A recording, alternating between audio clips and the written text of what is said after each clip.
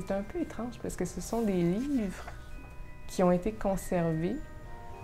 Quand on conserve quelque chose, on fait quand même un choix. Pourquoi ceux-là ont été conservés plutôt que d'autres? Pourquoi on a jugé que tel document était plus important qu'un autre? Alors, de voir ça, c'est de retrouver un peu l'histoire de l'institution, des gens qui ont fait les choix, qui ont pris ces décisions-là. Pourquoi ces documents-là se trouvent là? Moi, c'est ce que j'aime à propos des livres anciens, de retrouver leur histoire un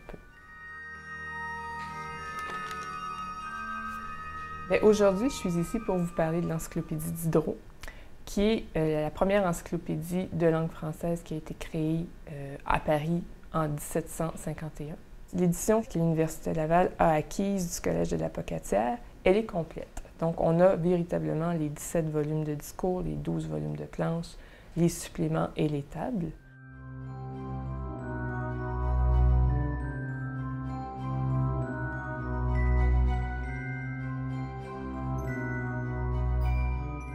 On s'entend que tout le contenu est disponible en ligne de nos jours, mais à voir les 17 volumes et de dire, il y a quelqu'un qui s'est vraiment lancé dans l'idée d'écrire tout le savoir et de voir qu'ils ont réussi à un certain niveau et que ça a pris 17 volumes au 18e siècle, juste de le voir, c'est quand même impressionnant. Et de toucher, de voir ces volumes-là qui sont en très bon état, compte tenu justement qu'ils étaient dans des boîtes et que si on les compare avec des documents d'aujourd'hui, des documents qui ont paru par exemple au milieu des années du 20e siècle, qui ont été faits avec du papier acide, souvent ces documents-là sont jaunis, on peut à peine ouvrir les pages, alors qu'ici, vous voyez, c'est du papier fait avec du chiffon, il est encore très mobile pour un document de cet âge-là.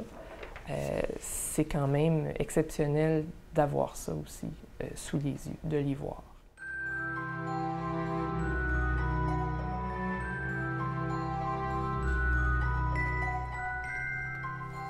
Quand on regarde comment est faite l'encyclopédie, c'est très intéressant. Aujourd'hui, les encyclopédies se veulent très, très objectives.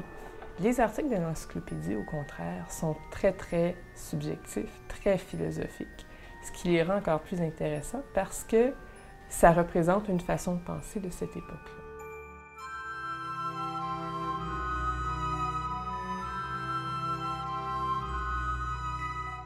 On se rend compte qu'on a des trésors, qu'il faut les conserver parce qu'une fois qu'ils sont disparus, bien, ils sont disparus. On peut avoir le contenu sur Wikipédia ou sur Internet. Il y a beaucoup d'initiatives à ce sujet-là, à ce niveau-là, mais le document en tant que tel est un témoin d'une époque